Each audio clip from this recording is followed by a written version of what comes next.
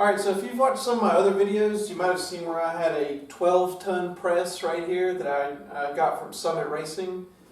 It was a good little press, but pretty much since the moment I got it home and set it up the very first time, I regretted buying it instead of the 20-ton press. I would recommend it, unless you have significant space constraints, don't buy a 12-ton, just go straight to a 20-ton. The biggest reason I wanted to go to a 20-ton is because of this. This is the Swag Off-Road finger brake kit for the Harbor Freight 20-ton press. I've been buying a lot of parts for my YJ over the last couple months, and I'm looking at a lot of these little fabricated parts and I keep thinking to myself, I could have made this and saved so much money and probably had fun making it too. So I'm going to put together my new Harbor Freight 20-ton press. I'm going to skip and go straight to air over hydraulic, and I've got a few other little mods I want to do to it as well, just to make it a little more user friendly. I am in a really small, it's just a 2-car garage that I'm working in, so I want to have it on wheels so that I can roll it around and get it out of the way when I don't need to use it. And I also have some other little things I'm going to do. All right, I'm going to get this unboxed.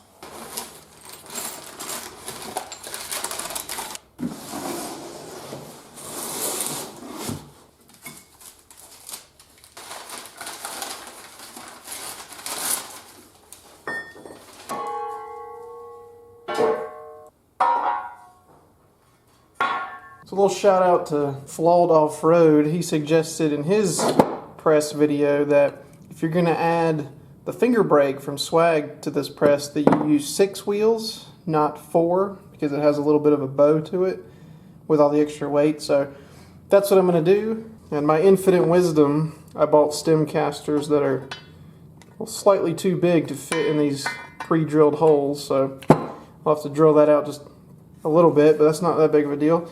And then I'm going to drill a third hole right here between these 2 bolt holes for the third wheel.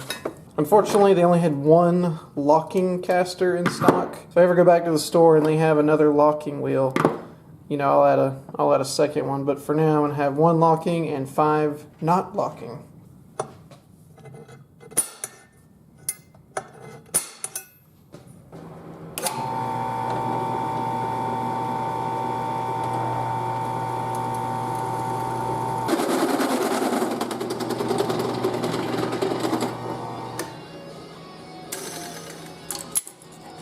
Alright, I got all my holes drilled for the wheels. I'll go ahead and assemble everything as it is, you know, and then I'll put the wheels on it after everything's tightened up and square.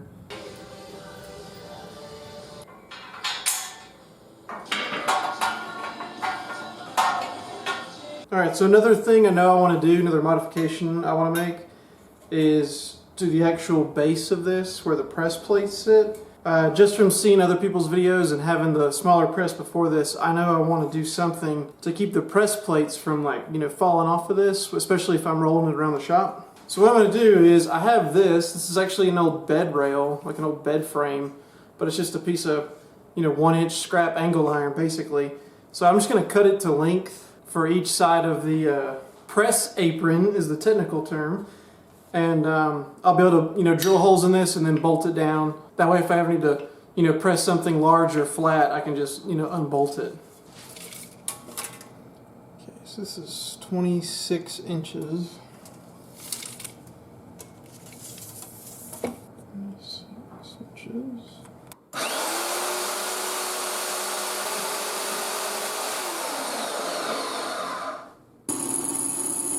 Alright, I got my holes drilled and I'm out underneath like that. So I just need to mark and drill a couple holes in this. Meadows Road still quiet as our commute wraps.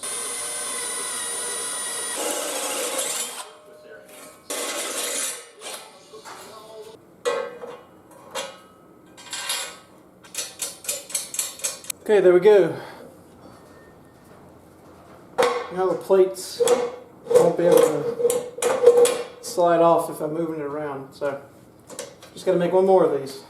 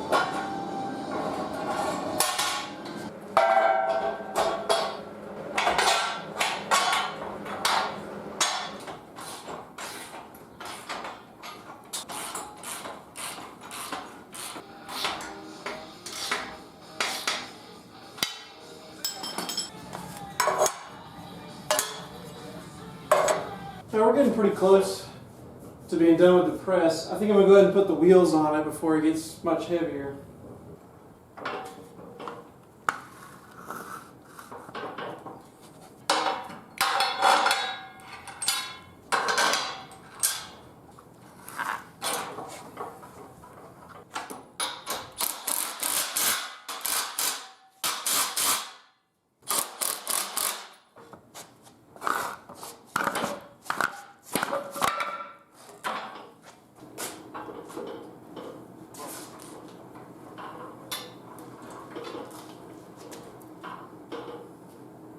I hit these pieces right here with some hammer tone silver or hammered finish silver, something like that. It's not a perfect match, but it looks a lot better than that rusty faded brown bed rail color.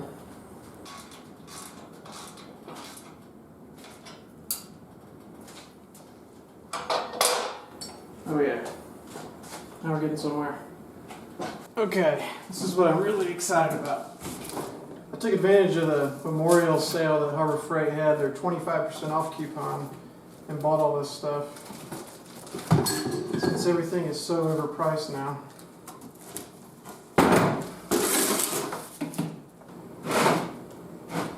Gotta figure out the best orientation for this guy. Probably this way.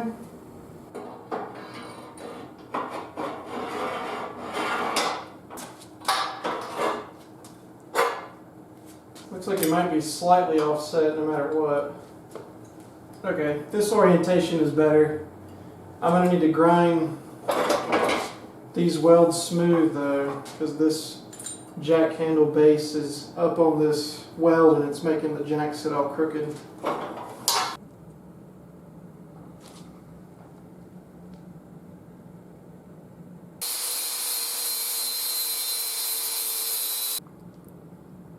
Much better.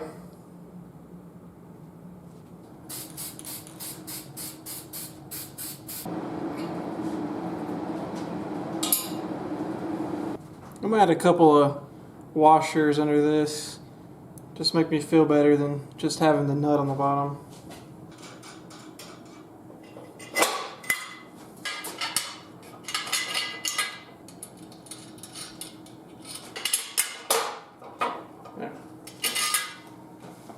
Before I go through all the trouble of putting this thing on the press, I want to make sure it actually works.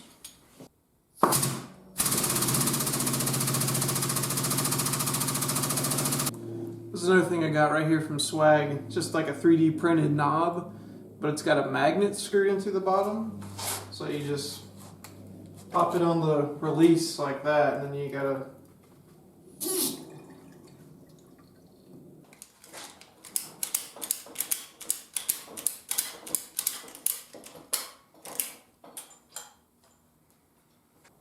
Alright, so I got the jack up where it needs to be, and it's lined up with the center hole, and it's lined up on this plate right here.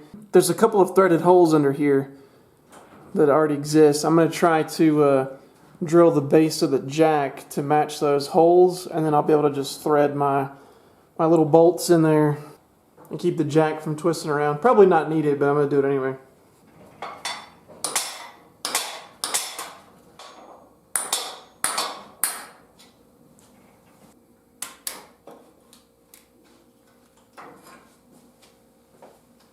So this one right here is good. There's plenty of room on this side. But the back, this one is really close to the base of this. So I'll do the front one. I might have to move this hole over. We'll see.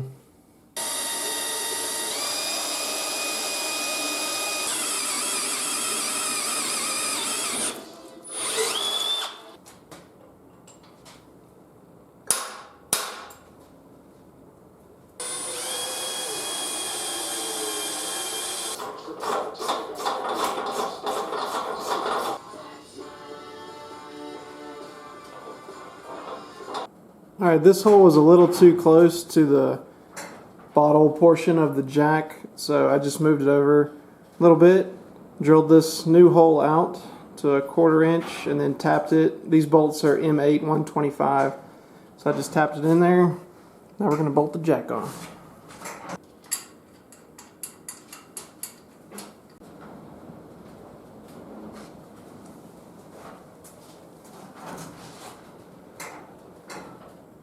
Alright, there. Now if I ever need to replace this jack or service it or whatever, I can just unbolt it, and it's not like it's welded on, you know, or something like that, but it still can't twist or fall off.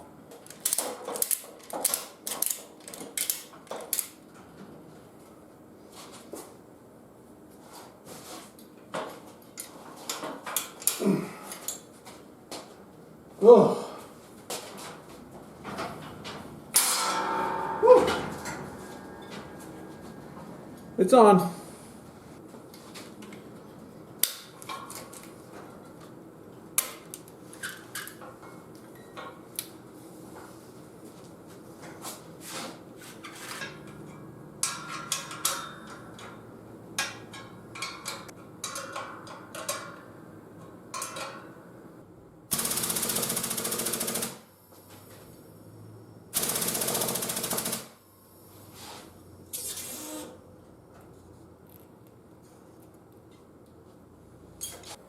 Alright, it all works.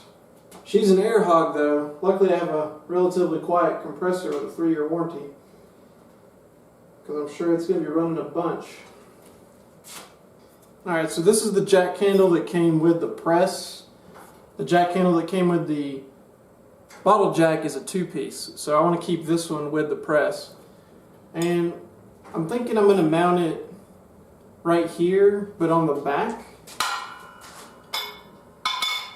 Just have like weld 2 little, you know, it'll be on the back side, but I'll just weld 2 little tabs or something to keep it right there, just so it can't roll out, and the bolts keep it from sliding out of the sides.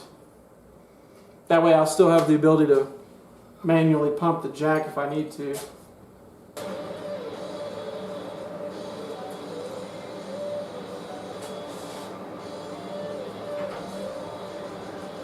Alright, I got these little scrap pieces that I cut off my old axle, and I'm just going to weld them on right there. It'll be pretty ugly, but it doesn't matter. They're just scrap pieces that I'm not going to have a use for anywhere else, and they'll keep the you know, the jack handle stuck back here.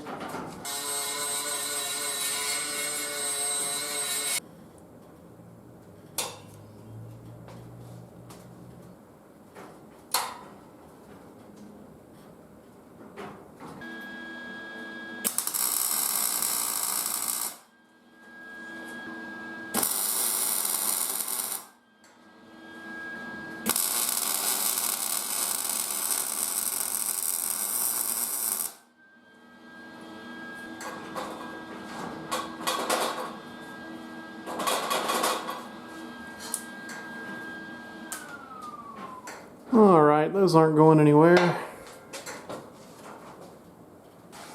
So then I'll just put this up there like that. It's not going anywhere. Can't fall out that way. It might be able to fall out this way. If I ever have an issue with it, I can always weld some more, you know, stops in there, but it'll be okay. Get some paint on these so they don't look totally terrible.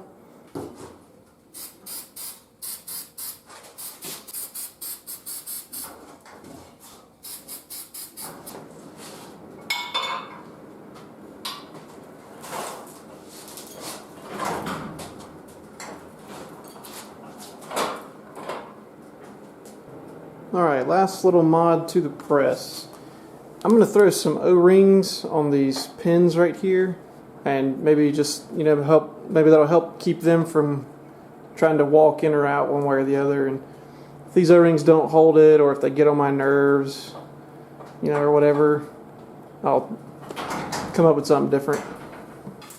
Alright, the press is done. Now it's time to build the brake.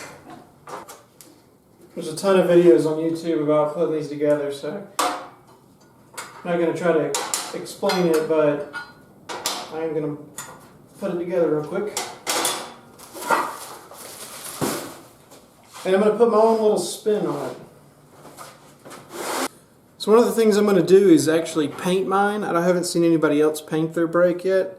I haven't seen anybody else on YouTube paint it, but I haven't really looked that hard either. But this is the main reason why. I haven't even assembled this and it's already rusty.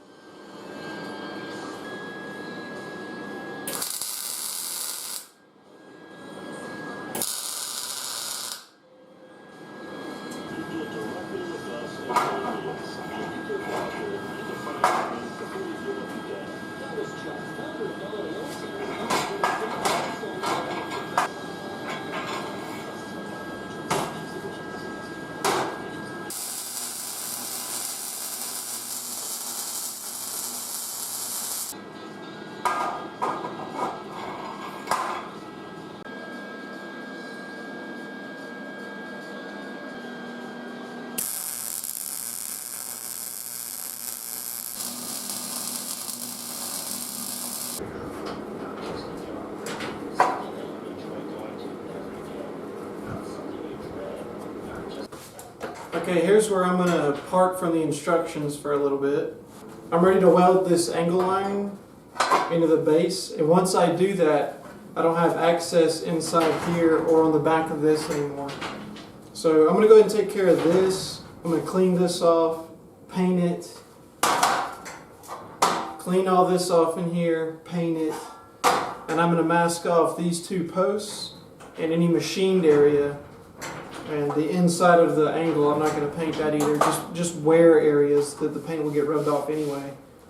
So I'm going to hit this with some paint and then I'll come back to this. Okay, it's the next day. Painting is basically done.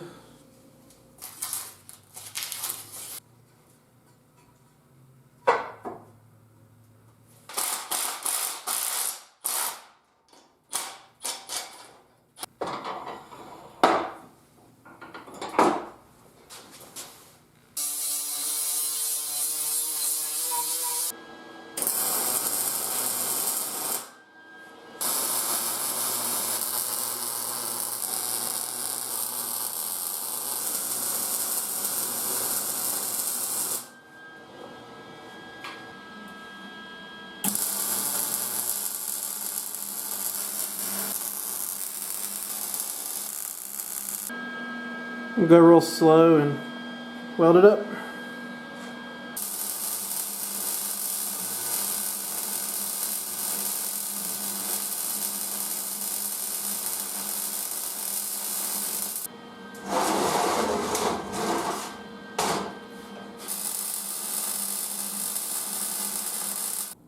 Alright, base is finished. That's definitely not going anywhere. Definitely not necessary to weld the entire thing, but it's really good practice and I enjoy welding.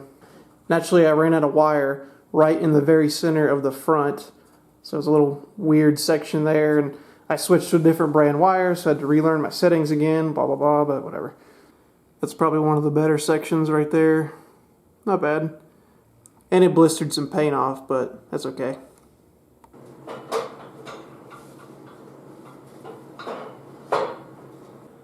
Last part to weld.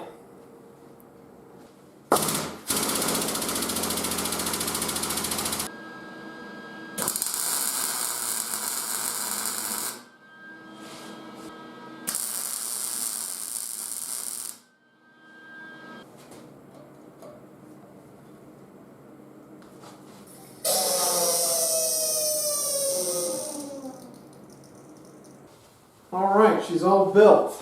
One last touch. There we go.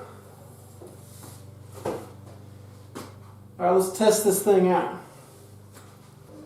Okay, so I got a piece of 1/8 inch flat bar here. Obviously this is nowhere near the capacity of what this thing can handle, but it's just what I happen to have on hand that I'm willing to sacrifice. I think I'm gonna get some dedicated C-clamps for this thing too.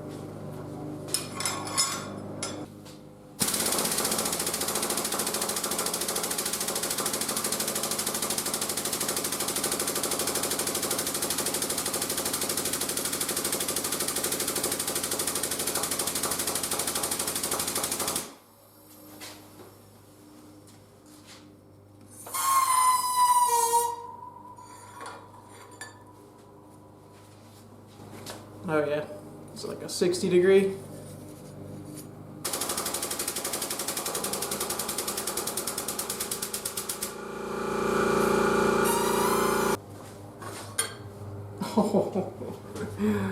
Oh, that is so freaking cool. Alright, all done and ready to start using it. I've got a few things in mind for this already, and they're not just Jeep related. But I'm super excited to have this in the shop. This is something I've wanted for a while. And I've got another shop upgrade coming.